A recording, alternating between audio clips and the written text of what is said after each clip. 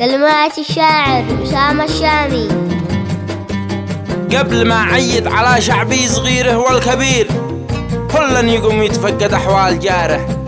به ناس ما تكست ولا شلت ملابس للصغير، عيدهم بيتهم ما يخرجوا حاره.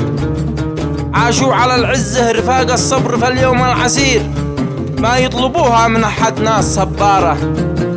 صبوحهم في العيد مد الله وقرص الشعير، لا تجهل الناس في الأيام دوارة. أطفالهم في البيت يوم الغير يشرب للعصير، وسط الحدايق تسبك النظارة. يا جيد يوم العيد لا ترضى بها عند الجوير، اسعد أوادم عيدهم ناره. على حسب وضعك ولو شعب اليمن كله فقير، والرزق بعد الكد بالقطارة.